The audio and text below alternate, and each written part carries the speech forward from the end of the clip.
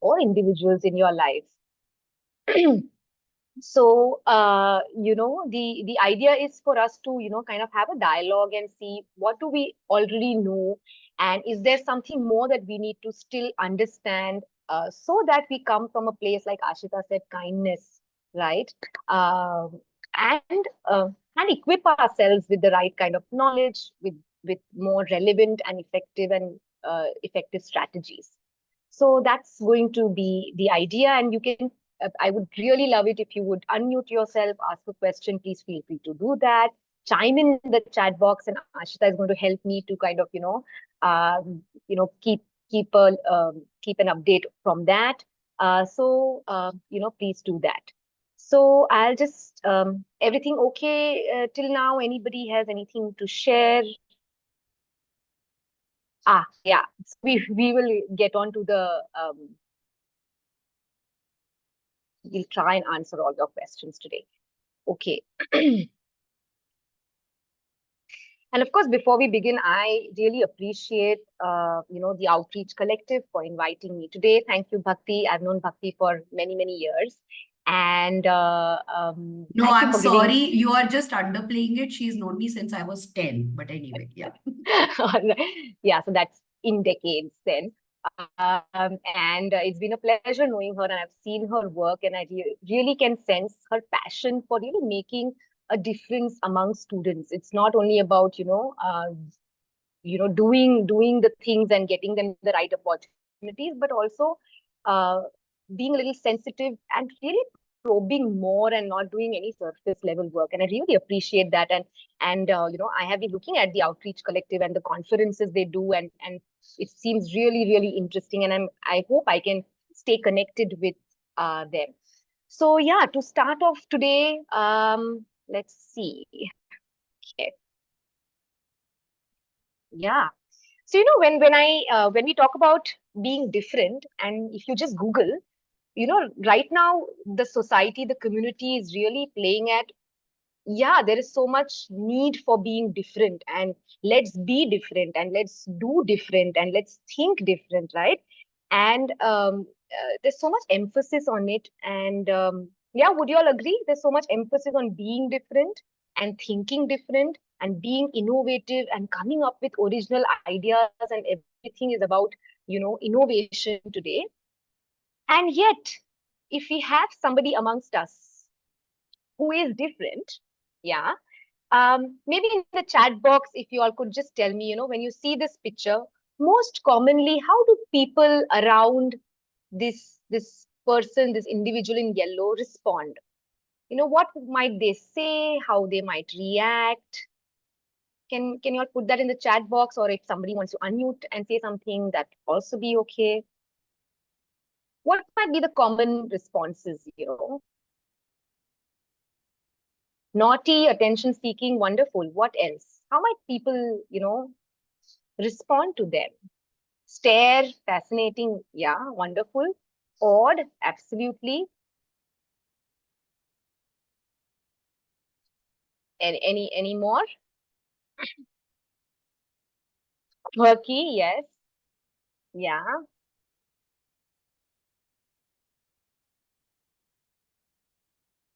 Yeah, so possibly we'll think there's this somebody who's doing this to gain attention, or so odd, or so different, not behaving like others. Yeah, I mean, standing out, odd. Everybody's standing in a nice one line, and then, there is this person who's doing a handstand.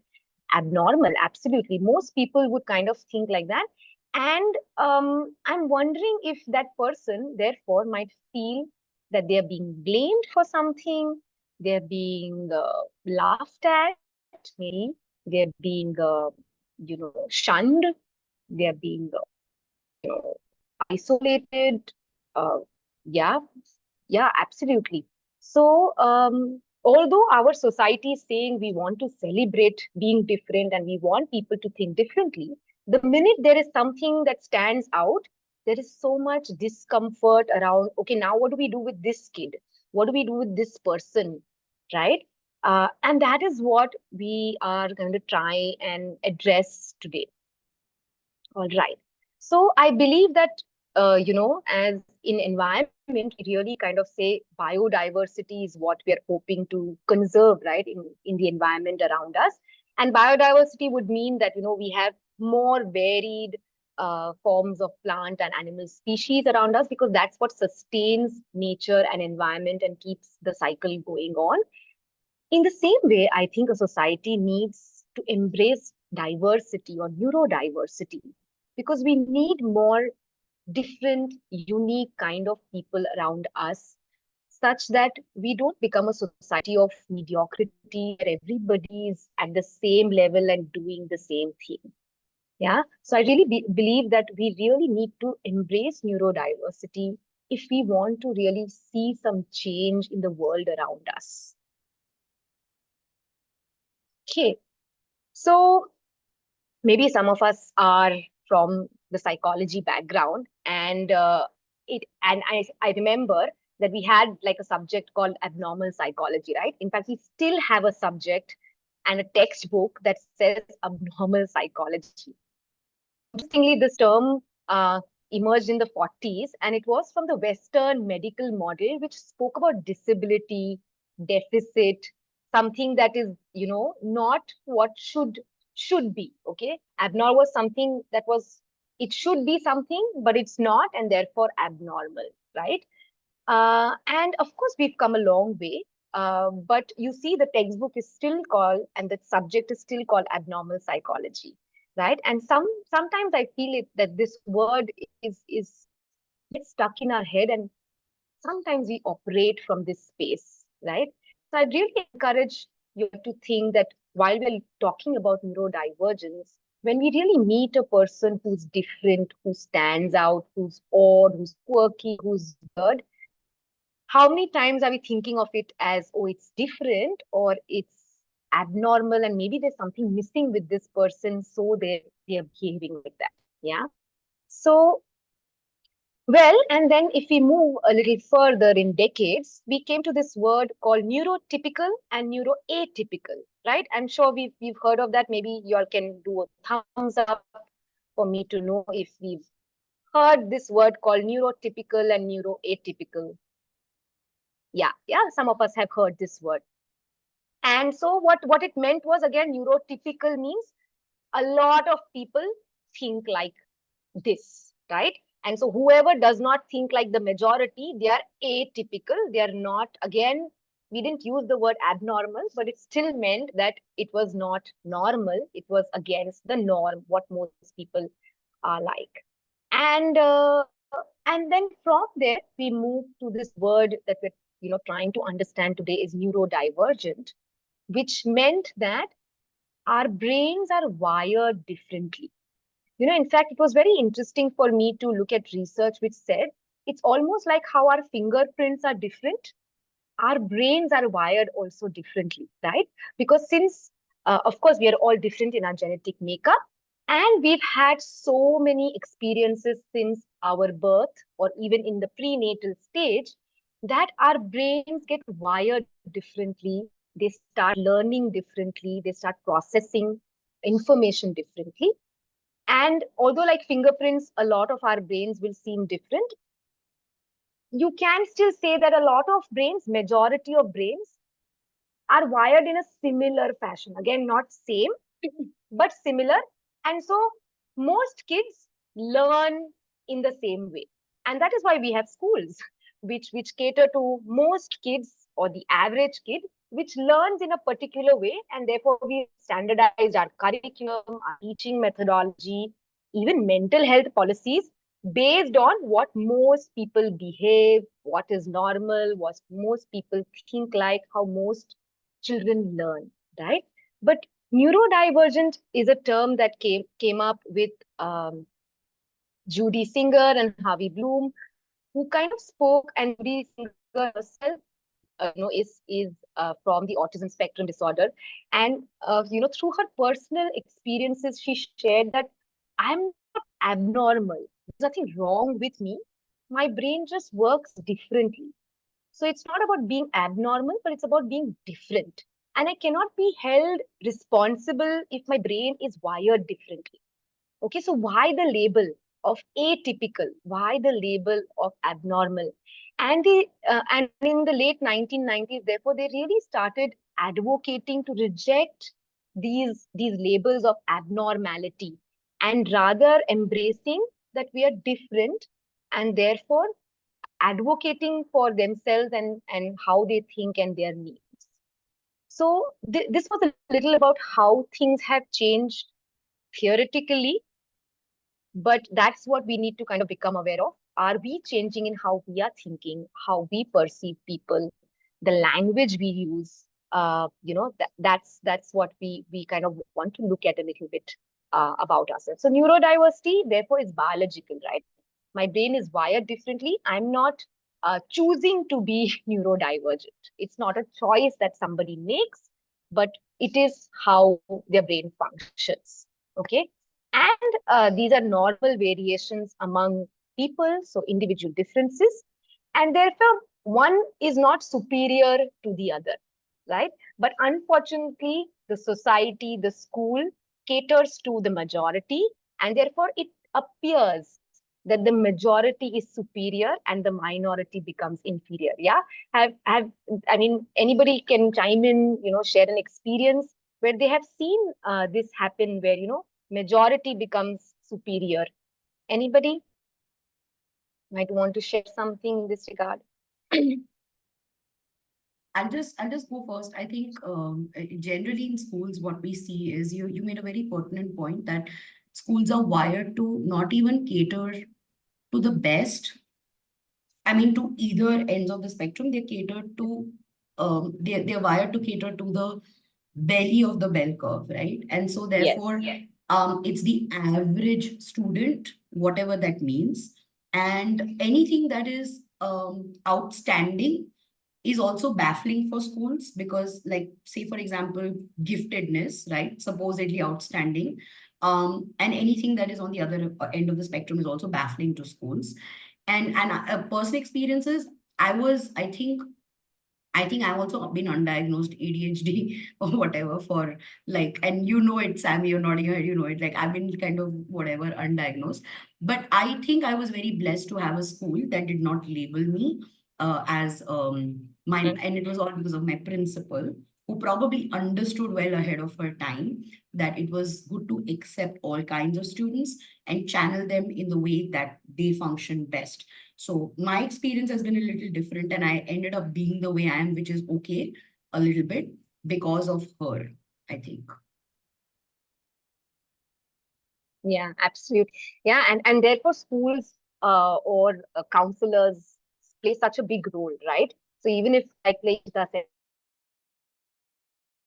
I don't know her journey would have kind of progressed, right? Because school gave gave them a hard time regard. So if we really look at neurodivergence, that would mean that we would have to customize the curriculum, the mental health approach, the counseling approach for every individual differently, because no one model will fit, no one thing will fit. People come, and I'm sure practitioners, you've already experienced this, right? No one strategy fits. We always have to customize and modify and combine strategies and recommendation. Ashita, something in the chat box that we need to kind of look at or bring So in or we have one comment where this sorry, Dina, she had an experience in school where she used to write with her left hand, but her school would like hit her on the back of her yeah, hand because she was using her left hand. So it was a bad experience, I'm yeah, assuming. absolutely out to these kids, because again, handedness is something that is biological and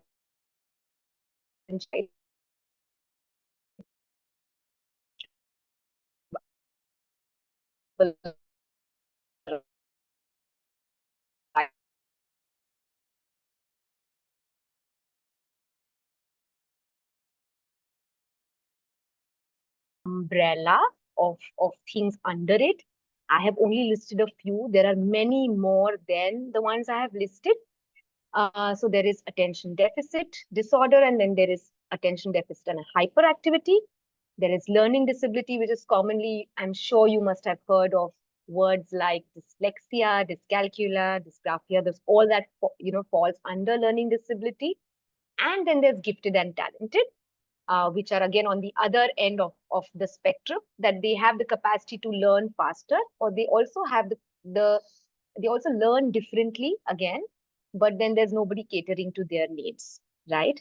And of course, there is the autism spectrum disorder and intellectual disability. And this is not the end of the list. There are many, many more. What we are going to try today and kind of understand is maybe the first three. And we're hoping that this is also one session in a series of sessions where TOC can bring in more experts for us to kind of train ourselves, right? Like I said, even I cannot, kind of vouch for knowing, all the neurodivergences, but I'm going to try and share from the experiences that I've had. Maybe can somebody kind of tell me, again, chime in or put it on the chat. If we are aware of, okay, ADHD, what does that involve? Can you like quickly share the 3 or 4 things that you know of regarding ADHD? Hyperactive, yeah. So what does it look like in people? Go ahead, in Punya. your students? Yeah, Punya has raised his hand. Go ahead, Punya. Yeah, please. I feel that these students are very, very impatient. They want, like, sometimes I've refused a call from a student and I've got 20 missed calls in 3 minutes, when I've not taken their call. Yeah.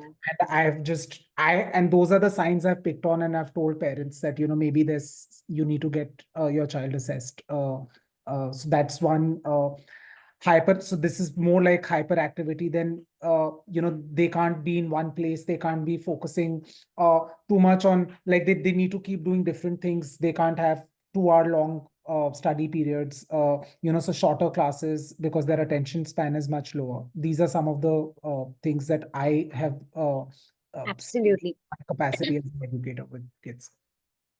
Yeah, very right. And yeah, and therefore, too many thoughts at once, zoning out, difficulty focusing, yeah, everything that I'm reading in the chat box, fighting, they'll get into fights because, again, impulsive, right? So I think what you were trying to say, they have impulsive behavior, impatient. Exactly. So again, I'm not going to go into the diagnostic criteria and all that. That is not, the scope of this session, but we need to just get a sense of it. So sure, ADHD kind of falls into that, where we're talking about 3 primary challenges in terms of attention. So they kind of show inattention. They might show impulsivity, right? And hyperactivity, right? So these are the 3 things that they show. Ashta, do you want to kind of add something here? Yeah. So Yeah. also what everybody has mentioned is a lot of the, forward kind of signs that people can see, but there are also a lot of internal signs that somebody can tell you about, like what they're going through. Most of the time, the most common sign is the obsessive thoughts, because you cannot stop those. So hyperactivity, I want to say, is not just outwardly, it's also inwardly. Your mind is moving way too fast, and that can cause a lot of internal conflict. So a lot of the times, as you said, fighting outside, but then those students are also the ones that are really, really fighting inside with their own heads. Yeah. So that is also one of the things that, if you have a conversation with someone and they are going through that internal battle and you can see a little bit of the outward signs too, then it's probably the case as well. Because especially in the term of, male and females will often show those internal signs, whereas males will show those outward hyperactive signs. Absolutely. Yeah. I want to add that I've also noticed that sometimes these kids don't perform well in exams. So you see, actually, the attention deficit ones, they're doing very well in the classroom setting. They're pretty smart. When you talk to them, they have it all. But when it comes to examinations, they're not able to put it out there. And you wonder if they're just being lazy or, whatever, but it's often that they're not able to focus on an exam for the 1 hour, 1.5 hours, and their attention just goes away, and so they don't perform. So performance, which is lower than what you're seeing in the classroom, otherwise in the child, is also an indication. Yeah, absolutely. And thanks for bringing that up, because and if the teacher is not, observing closely, then these kids are again written off as, intellectually there is an issue, they can't understand, and there is a lot of questions on their ability and competence when that is actually not the case. Yes, Harish. Sorry, just thought I'd come on camera. Thank you, Samina. I did read somewhere that actually many students, I'm not an expert in this is just based on some of my reading, but I did read somewhere that many students on the ADHD spectrum are actually very creative. And so if there's an ability to harness the strength of theirs, they actually do end up performing really well in fields like the arts, marketing, creative writing. Yeah. And so I loved how you opened this conversation about innovative ideas and all that.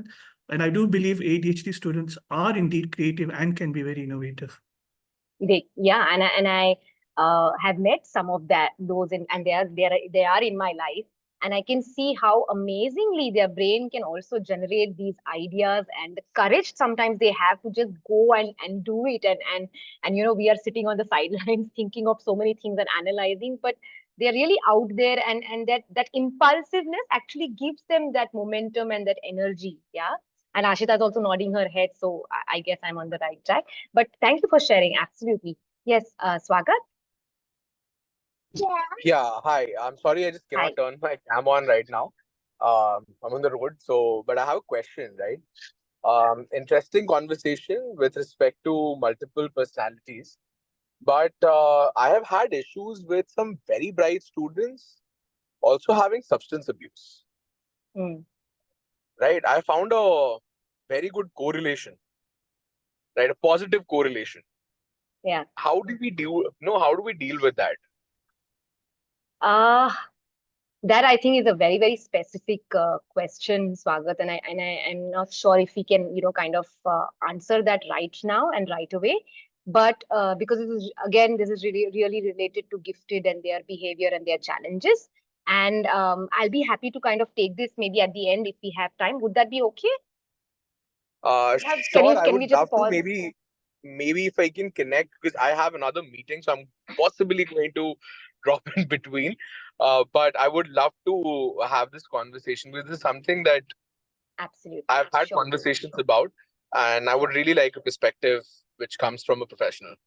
Sure. And we can connect at another time for this. Sorry, I'm not going to be able to take that question in, because let's move to where we want to for this session.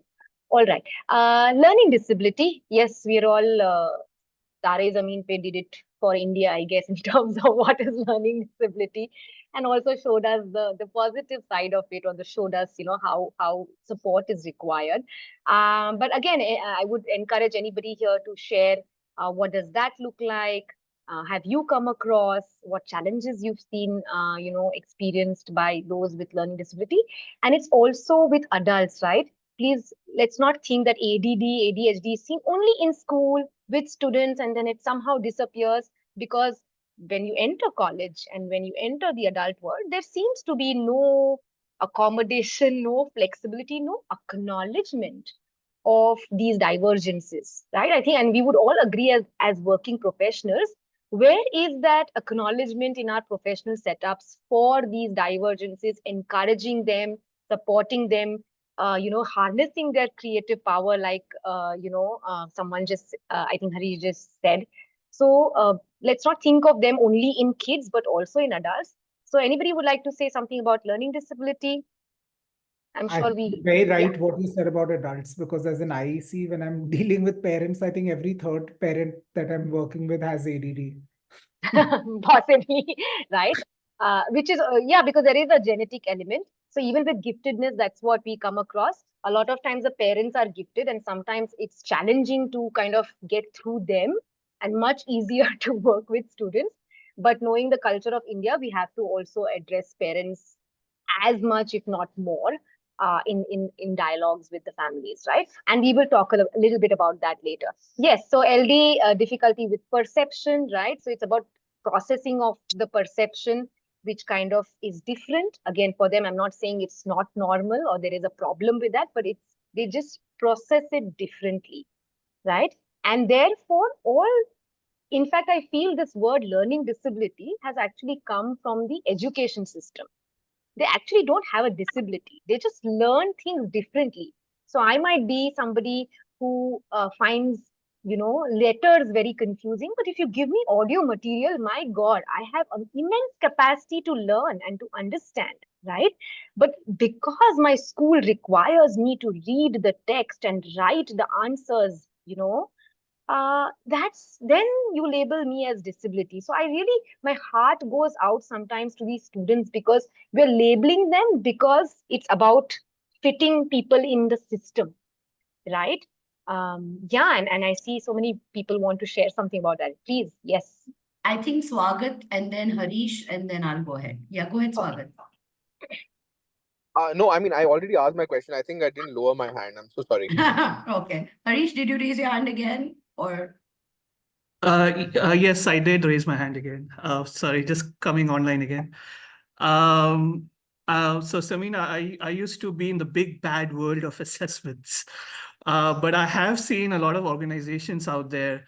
I won't name them here, but these organizations do work very hard on providing accommodations to students. So whether it is, and you gave the example of students not who need time to read letters.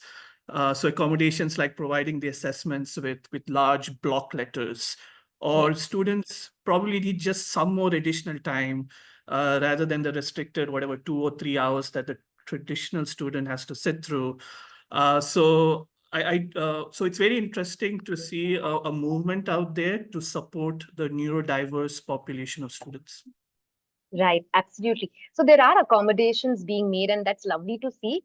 And right now, I see most accommodations being made in the LD part of it, like the learning challenges part of it. And then slowly we are addressing ADHD also in some schools are addressing. And yeah, it's very motivating to see that change. And we still have a long way to go, right? So yeah, so Sammy, I just want to chime in. I yeah. just want to chime in because, taking from what Harish said and what you said about how students are judged on their ability to read and write. I think this also translates to college admissions, and imagine how unfair the world of college admissions is, because statements of purpose, personal statements, everything is written, everything. There are only a couple of universities in India, for example, like Kreya and I think Ashoka, that allow a student to submit their personal statement through a video or an image or file or a portfolio, whatever. But we assume that it's only students who want to pursue design who should be able to express themselves creatively through design. But if you're studying STEM or any other subject, you cannot. And Punya, of course, you have a lot of experience in the space, but do we have universities largely globally that accept anything but a written personal statement? Because I'm not aware. Yes, so there is IE University Madrid, which allows students to put a video essay in lieu of a text essay. And I've had multiple students, some with learning disabilities, which have chosen to do that, and it's worked very well. And then quite a few more, which I'm happy to share the list with. I think that would be great. But would you say that that's not the norm at all, right? It's still a few. Yes, there's another business school called the Halt Business School, and that was started by a philanthropist from Sweden who in fact had acute dyslexia, dysgraphia, and ADHD, and he wanted to, as a passion project, to give back to society, to create value for the students. He created this business school, which now, even as a pedagogy, does not have any examination. Students only work on PowerPoints and case studies to to pass, and even the entire application system is a lot more based on conversation and presentation, and you can do an essay in any format. You can do a podcast, you can do an essay, you can do a video, you can record a voice note and put it, and it's considered as a part of your application. That's amazing. Punya, it would be very helpful after this session if you could share, like start circulating a list in TOC of universities that do accept alternative methods of self-expression. And I think that would be very helpful for a lot of counselors. Absolutely. Thank you. Yeah, over to you, Samina. Yeah, I think Sapna has been wanting to say something. Punya, I'm glad you brought that up. I have 2 kids, full tuition at HALT. And yes, the process is very, very interesting. I wanted to add about what Harish mentioned. There are 2 sides of this coin, and I'm sorry, I'm always a devil's advocate everywhere. There are 2 sides of this coin, right? There are, on one hand, people who are not using the accommodations that are on offer. Because parents, and I deal with those parents a lot, they don't want their child to be typed. They don't want them to be labeled. It's so difficult. You can just tell them that, this will not be held against them. But we can see that they have a problem, but they don't want it to be diagnosed because they're like, no, we don't want this test to be done. It's a label. On the other hand, when I was in Delhi for a bit, there were parents, those children were writing beautifully. There's literally nothing wrong. But please label them as having a disability, because that will get them accommodations. And those accommodations of people who understand that it doesn't cause any problems, but actually makes the child's life very easy, especially in US universities or Canadian universities. They're actually paying a lot to get those labels. So it is a double-sided coin. Yeah. Just that. Absolutely, Sapna, very valid point. I think labeling is something that is, again, is a double-edged sword. We needed to provide the accommodations and support, and yet there is stigma attached to it, because like I have also seen some schools will really do it with the right intention, right? Give these accommodations and flexibility. And some schools are doing it just to tick that box. And even with the accommodation and flexibility, that child still is experiencing isolation and is still being dismissed and is still, done things separately for them, where they're not included really. The feeling of inclusion is not there, and that's when you realize if the heart is in the right place or not for an organization or an institute, right? So yeah, and in fact, it's interesting. Labeling is very interesting for me because that was a part of my doctoral thesis also. Even for gifted and talented kids, sometimes parents are hesitant to get them labeled as that, which might be so confusing, right? But parents are so reluctant that no, it might cause my child to feel superior. And this whole, and I think it's also a very Indian cultural thing where humility is prioritized so much or glamorized so much as a value that they ask kids to blend in and fit in rather than stand out and be brilliant.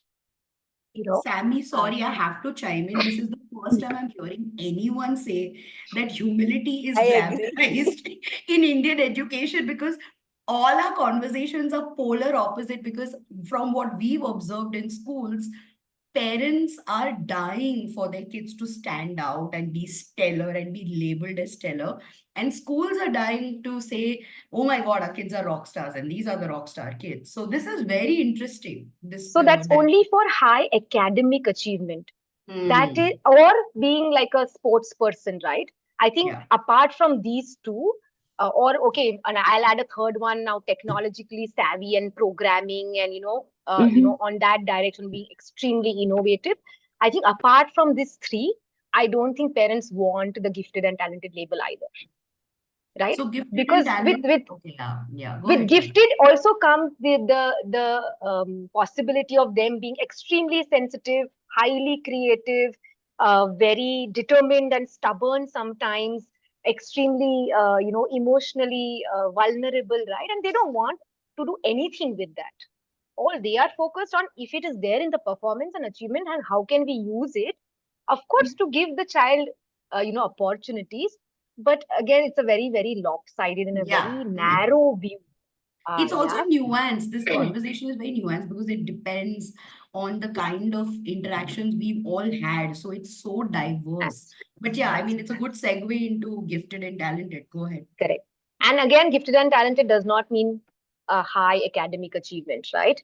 In fact, there is no correlation. I have a lot of gifted kids who are average academic achievers, right? But they are brilliant, and I know that because of other characteristics and other behavior that they have shown us, right? And so just and of course there is, like I said, autism spectrum and intellectual disability. I'm sure you all have come across that also. So interestingly, there can be a gifted underachiever who's gifted, who has the potential, but chooses not to perform well. And in the autism spectrum, there can be somebody with autism who's high functioning. So although they have these challenges, but they have this brilliance in a specific area, right? And maybe we've all seen, again, there's stuff in movies that maybe this you can relate to. I remember the old movie Rain Man, and I'm sure there are other movies in the recent times which have kind of portrayed this. So again, I don't need to go through this. We've already kind of looked at it. Yeah, Rupa, you wanted to share something? Hi, guys. Can you all hear me okay? Yes, please Okay. go ahead. Yeah, so I don't live in India. I am a neurodivergent consultant, and I work as a psychologist in Canada. And a friend of mine introduced me to your group, and I'm really, really glad I jumped into this meeting. It's been brilliant, absolutely enjoying all your experiences and thoughts and opinions, and something to just extend, which all of you have spoken about. And I think Ashita raised this topic as well, is a lot of what you're talking, ADHD, LD, gifted, autism. Sometimes people can have all of them under one umbrella or not. But something to also keep in mind is how much they get camouflaged and how different it can get presented. And sometimes that camouflaging in order to fit in, because I want to be accepted in this group. I want, my friends to like me. I want to be a part of this. And with that struggle, a lot of what's beneath the surface doesn't come up. And I think that's what also is a huge factor that leads to not, it's difficult for teachers to pick up what I would call the invisible disability or the special ability, whatever word we want to use. I think that's something to keep in mind as we think about talented, gifted, or learning disabilities, that it's always not visible, and that invisible aspect sometimes is what people struggle with, that segues to depression or anxiety, or we can name 100 things around it. But just a thought that I had, I wanted to jump in and add. Absolutely. Yes, Thank you. Yeah, I have something to add on to that actually. So yes, you brought out a very good point, and we actually call it masking, at least in the Western society. So masking is like a skill that neurodivergent people kind of get for themselves. Yes, develop in terms of just trying to fit in, blend in, trying to minimize their outwardliness as much as possible. So it's actually something that I've done too. Usually when I'm talking to somebody, I will mask what they're doing and replicate it and give it back to them. And it's something that I developed as I was a kid, because I had hyperactiveness as well, so I had to diminish it a little bit. So it is a very tricky thing to kind of figure out, because a lot of neurodivergent people will do that. Yeah, thank you for sharing that, Ashita, and thank you, Rupa, for bringing that very, very valid point out. It's not always visible out there. And like I see, even with, and we call that twice exceptionality, when you have the giftedness also, but you can have ADHD with it and LD with it. And then also, I think, what I love about children, they figure also out a way, right? They figure out their own coping ways, just like Ashita was sharing. The only fallout of that is that internally they are really struggling. They're really trying so hard, and they have to really make a lot of effort to cope, right? Because they want to blend in and fit in, and that's why we need to recognize it and acknowledge it and offer the support, so that they don't have to struggle inwardly, although outwardly it might appear all okay. Ankit, you wanted to say something. Yeah, hi. My question is actually related to the coaching industry because I'm from Kota, Rajasthan. So, and I have myself worked for around more than 8 years. So, what I have observed is most of the parents, the problem in India is most of the parents whose children are academic wise, if they score always throughout their academic, they scored above 90%. So, somehow there is some mindset problem is there that it's a kind of, you can call it, they have the fixed approach or a fixed mindset that they said, ki, my daughter, my son will go to PCM. And if they have daughter, my daughter will being a doctor, and they only decide themselves. They never ask whether they are gifted to achieve those aims or to fulfill they want to achieve those. They might be gifted in some other fields. So that is the problem which because of which the student has to feel a lot of student goes through a lot of pressure, what I have observing, and it is still the condition is quite same. So how to control it, and how as an independent counselor or as a school counselor, what extra we can do to cope up with such kind of situations and make parents understand that what's good for their own children. Right. This is a pertinent question, and though we've seen like a minuscule change right now, but majority of parents are still kind of with this attitude. I think that's why we need to do more such dialogues and have more such platforms, not only amongst professionals, but amongst parents, amongst the community at large, where we talk about this and acknowledge this and have, empower people like Ashita to share their personal narrative, right? Because unless we hear their stories, then not, I mean, something moves inside us when we hear the first-hand experiences, right? And we need more people, therefore, to first-hand share their experiences and advocates like us, right? That's why we're here today, and you have taken time from your schedule to be here today, and that is the first step towards bringing that change. It is going to be slow, but I do see a ray of hope. I do see some parents backing off. I do see some parents acknowledging that there is saturation in the engineering industry and they finally see it. But moreover, it's still pushy. The parents are still pushy in India, and I know that. And the more brilliant the kid, the more the pressure, unfortunately, right? So yeah. The challenges, and why are we talking about this? Because of course they face challenges, and some of the very obvious challenges we've already kind of discussed. While we discuss the particular neurodivergences, you're going to see that they have challenges in academics. So either their performance will be inconsistent. You might see, they're able to do a particular subject very well, and then there is really marked difference and disparity in their scores in the subjects. Small things like turning up on time for a meeting with you as a counselor, right? Or if you've told them to do a small thing and come back the next time and they have forgotten about it, or they say, oh, I forgot about it. And it seems to be repeatedly happening, right? Because there is a challenge with self-regulation, with planning, with prioritizing. So these are really some of the challenges that they kind of experience. And of course, we already spoke about being isolated and the label. And so there are a lot of social challenges.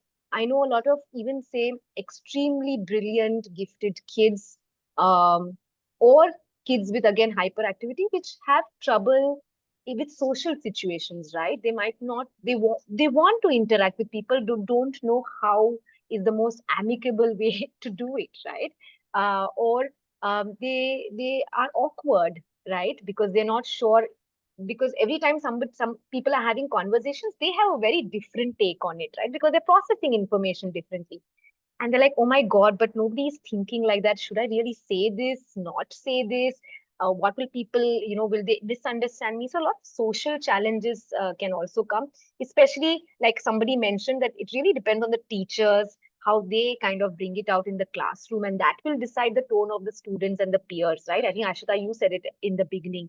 It's really about the teacher and how she talks about this in the classroom for the classmates to follow that, right? Sensory issues, right? We also have sensory processing disorder, which is something that I'm still to find too many experts in India on sensory processing.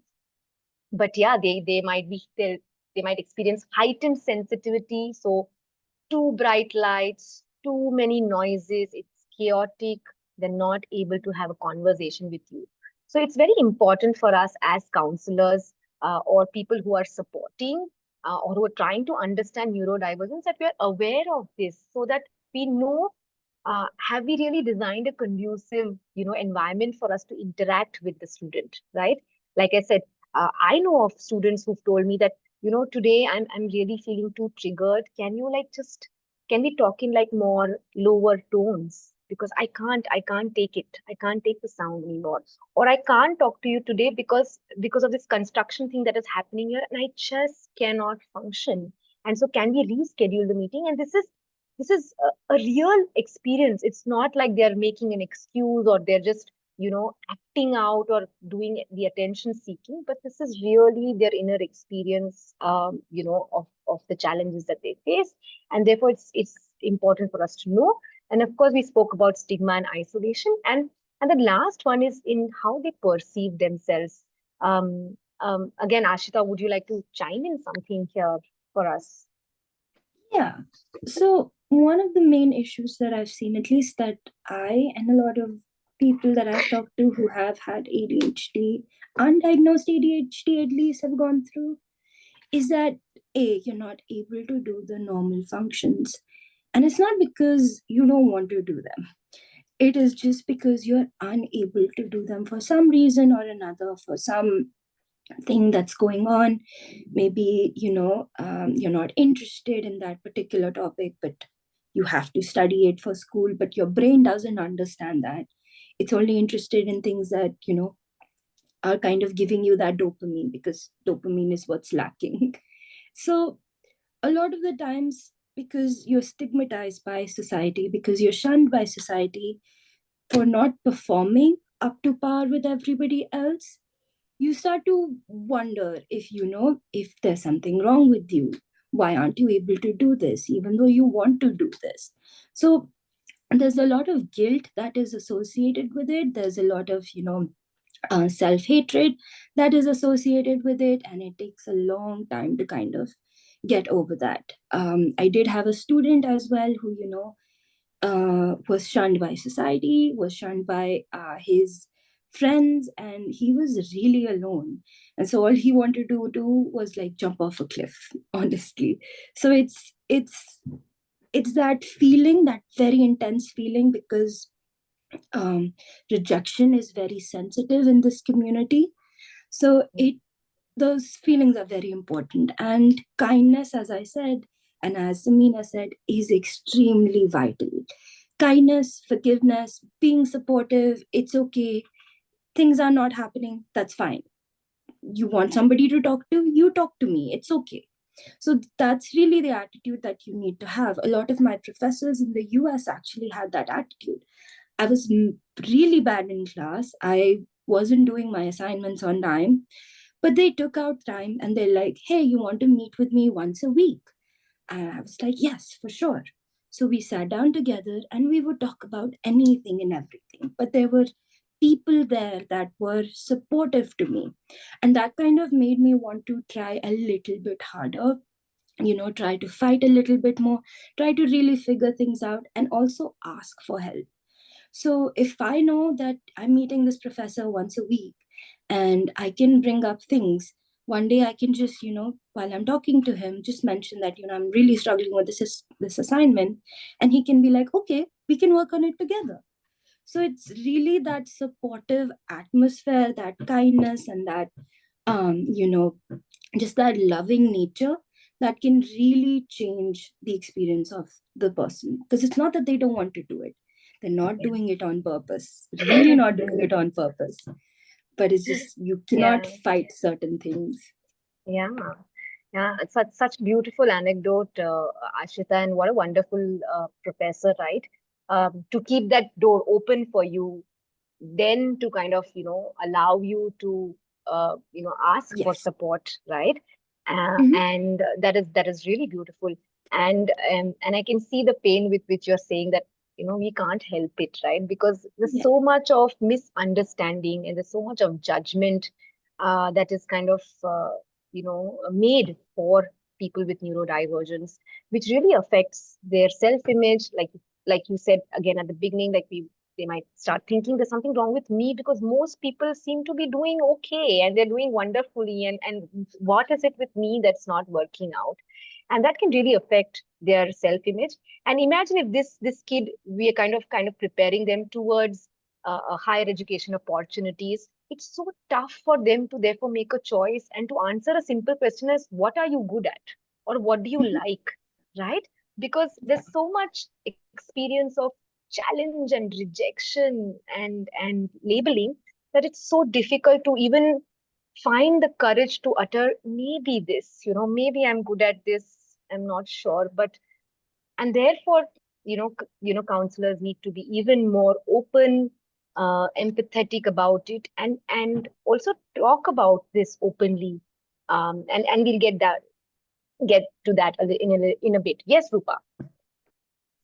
First of all, I just wanted to thank Ashita for bringing up these points. I hear that a lot in my clients who are adults getting out of college or getting into university, a lot of that shame and hatred and isolation and rejection. And something that I've been working, Samina, is that internalization exercise. It's really hard to sometimes cut across that message, especially when you're thinking about a child that's neurodivergent, maybe in middle school or high school, whatever, where they are getting sidelined, and that rejection is happening right at that time, right? So just a thought here, again, I don't know how this would apply to the Indian context, and I'm slowly getting my feet wet within this context, is I've been trying to go to schools, again, this is all in Canada, and I've had some children who are, again, okay to talk about what is their living experience every day as they walk into school, as they transition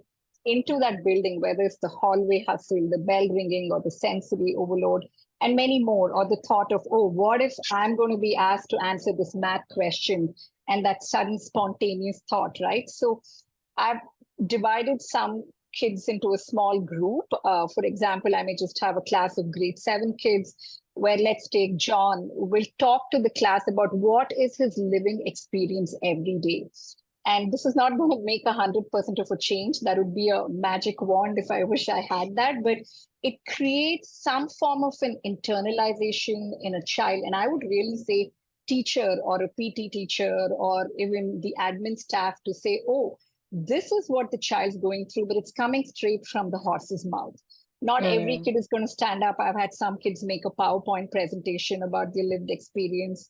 And honestly, sometimes I just take things like I take 5 computers and I ask all the kids in the class and I say, hey, help me connect these computers. And they cannot. And that's kind of what I talk about, is how every system works differently. And, sometimes you need to connect the dots differently, right? So really, I mean, there's a lot of psychoeducation, there's a lot of awareness, and it's a struggle across the globe. It's beautiful to see what you guys are doing, much needed, but that internalization process somewhere has to happen at a grassroots level. Baby steps. It's not going to be a miracle, but just some thoughts there of what could happen at schools. And I think there's some beautiful work happening here. So first of all, thanks a lot to each and every one of you.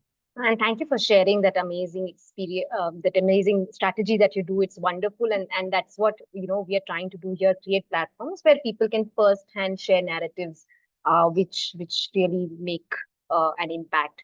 So, so as to we're going to fall short of time, we're going to speed through this. So as far as spotting the signs are concerned, maybe when you interact with these kids, you can see some issues in how they process in terms of sensory examples I already gave. They might feel overwhelmed at times, or you might also see these kids seeking certain sensory experiences, right? There's a lot of fidgeting, a lot of like holding on to the desk and really pressing that down, because that's the sensory experience that they need to regulate their, their body, to regulate their brain. So that's what you might see. And of course, paying attention, being able to plan, prioritize, things we've already spoken about here. Again, so in your, when you're trying to help a student create their own profile. You might again kind of have challenges to get them to do the work, to get them to finish the work, to really focus on the meeting with them. So all that might kind of, they might also not be able to estimate. So if you say, okay, if you're going to work on this SOP, how much time would you need to do it? Let's schedule a meeting depending on how much time would you need. But that's a difficult question for them to answer, because they really can't make sense of, they can't do a time estimation of how much time they would need to say write an SOP, right? So there are a lot of these small things that we need to understand and we need to know to kind of and of course, let's not forget the uniqueness of them. So we don't only have to look at the red flags, but we also need to look at if they have laser focus in one area.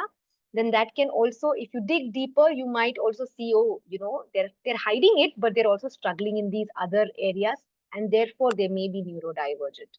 So let us also kind of be open to, how passionate they can be about one thing, how they might interpret situations so differently, and might have a sense of humor, but might be odd, might be difficult for us to kind of get it at the first go. But that is a sign of neurodivergence, because they're processing information differently, they're sensing the world around them differently.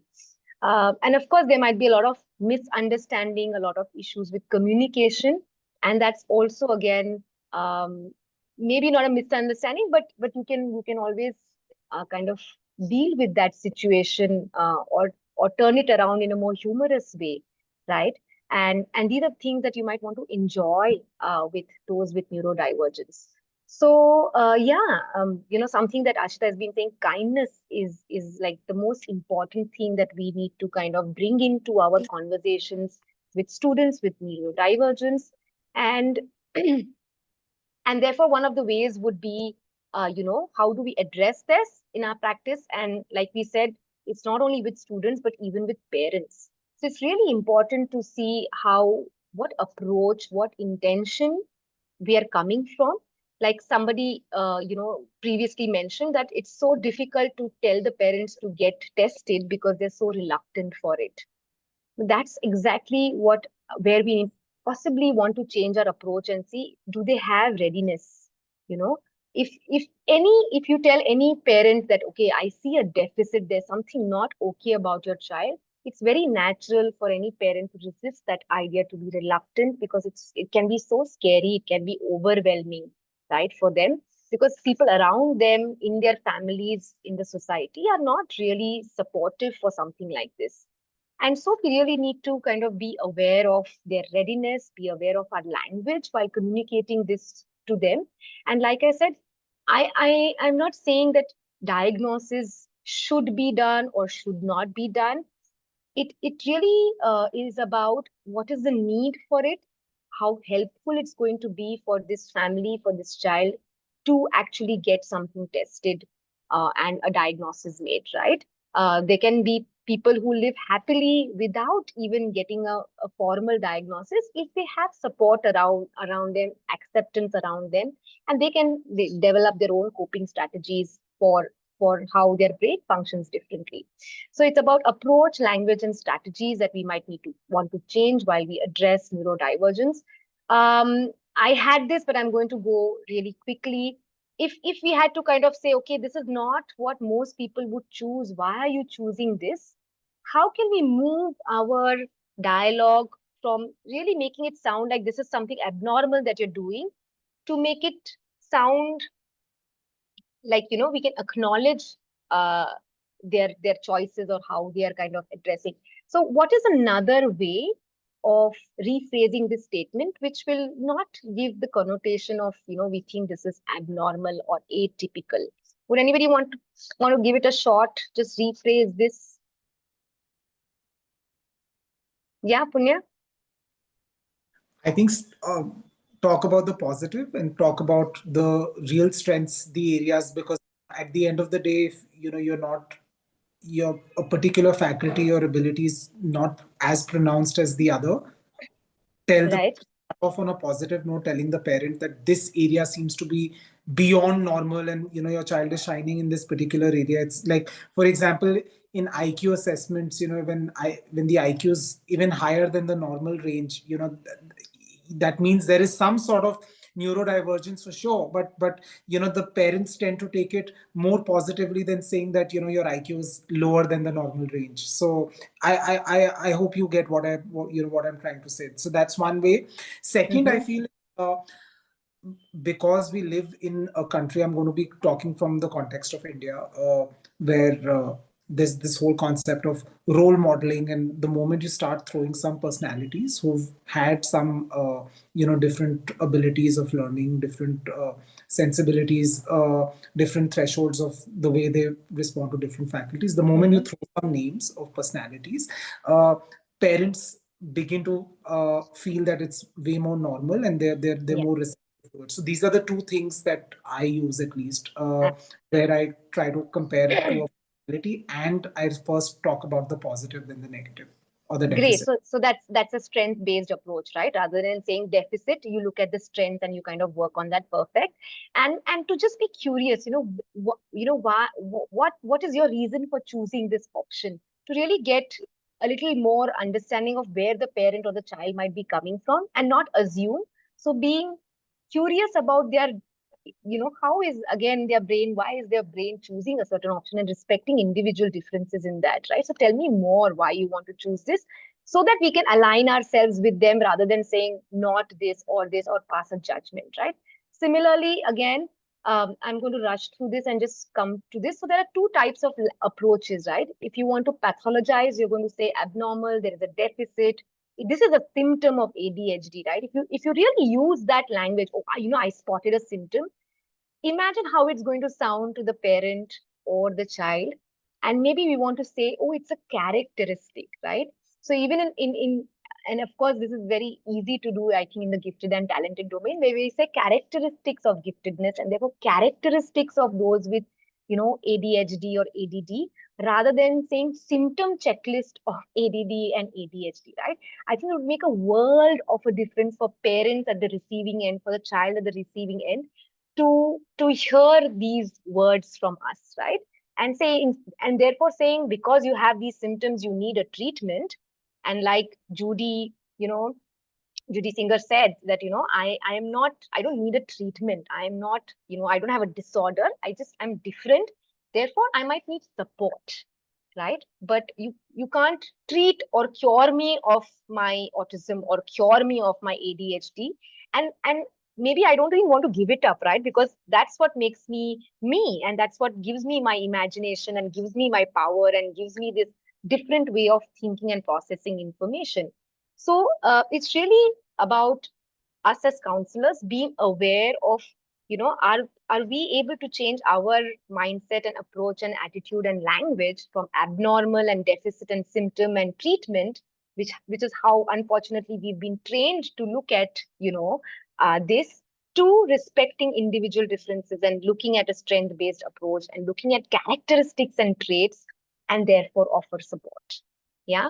So, so in approach, we'll need to celebrate the differences, be curious about them, and also say, oh my God, what an interesting way to think about this. Or I would never have guessed that, this is what you might choose, and tell me more, right?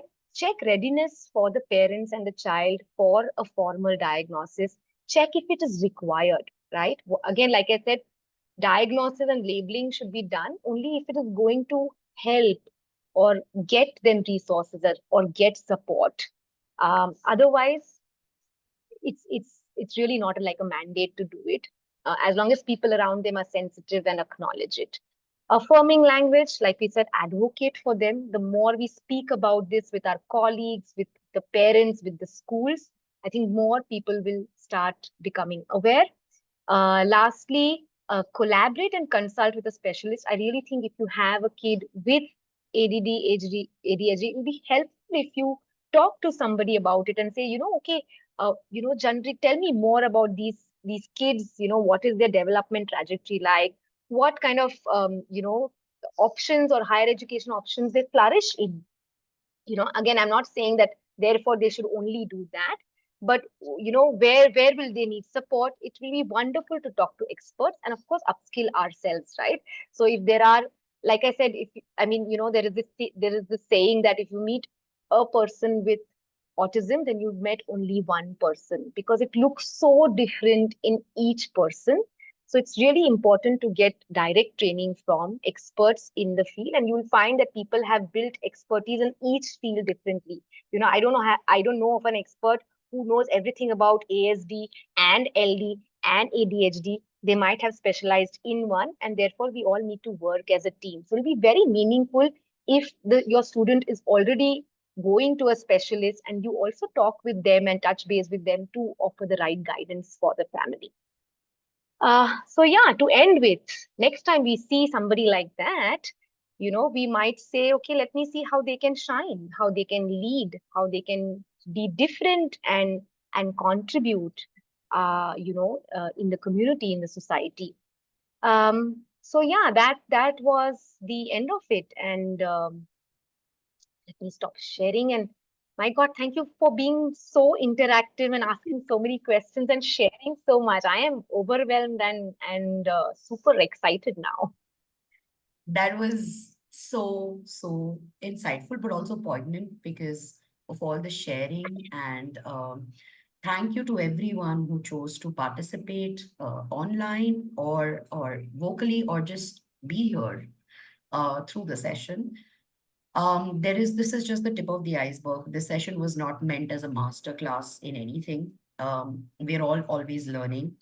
Um, and I think given that this is the beginning of a very important conversation, at least in the community that we are a part of, this is, I promise you, not going to be the last of it. We're going to have many more such, and we will go beyond conversation. We are going to start looking at ways in which we can do awareness workshops and reach more schools, more students, more teachers. Yes, Disha, you have your hand up. Absolutely. And so, by the way, we also have an expert here with us. Disha, go ahead. Please introduce yourself and give your comment. Hello, everyone. So, I'm a special educator and I've been one for a decade now. I have had the privilege of working in various kinds of organizations, be it schools, be it startups, be it edtech organizations, and I've had the experience of working with individuals across different ages. I think to start off with, see, I've always wondered why I am in, TOC, because I was just told by a friend that, you should join the platform and, just meet people from, this field. I'm not a career counselor. I've never done it before, but I always felt like someday I hope I meet a student who is, on his way of packing up and going to a college, and I'll be in that stage where I get to, guide him, and maybe that's when this experience is going to come handy. I think what's very important to understand here is, as Samina very rightly said, that labeling is really, really not important. If there's anything I've understood in this 10 years is labeling, or, what the diagnosis of an individual is, it's the last thing to be taken into consideration. I think as career counselors, where y'all are seeing kids day in and day out, what's really important is to understand what the need is, right? It really doesn't matter what the diagnosis is. I always felt that as a special educator, the kind of strategies or the kind of teaching and learning techniques I was equipped with in my journey, it's not something that I get to use only with, kids with needs. I get to use them with everyone, whether they are on the spectrum or they're not, or they are, at par with the classroom curriculum. It really doesn't matter. In a generic sense, your experience comes handy with every different individual that you're going to meet. So, never get overwhelmed about the fact, like, how do I identify whether this child is on the spectrum, or, what are the signs I should be looking for to understand if he has ADHD, or, she has a learning disability. It really doesn't matter. Just take every child as they come in and try to understand where you pick up from and how do you help them, because at the end of the day, we are all just here trying to bridge the gap. We are not here to fix anybody. We are not here to fix anything in a system. We know that there are loopholes. We know that things are missing. And at the end, it's also every stakeholder's responsibility, right? Because when we are on the other side of the table, it's very easy for us to say that, what, parents have this mindset and parents have these expectations and parents work like this. But having been somebody who's been on both the side of the table, I also understand where the learning institutes need to kind of step up and take responsibility. It is a challenge, I think, as career counselors or as people who have the seat at the table. It's very imperative that we work on, convincing or kind of try to work on a format where today every college in India should be ready to accept these students through, virtual I really won't get the technical things of how the intake and all happens, but it doesn't really have to be in a written format, as we were all talking about. And I think that that's a very important responsibility that we all have, because like we all agree, right, that it's not the job of the student to fit into the existing system, but how can we make the system more accommodating so that it puts less stress on the parents?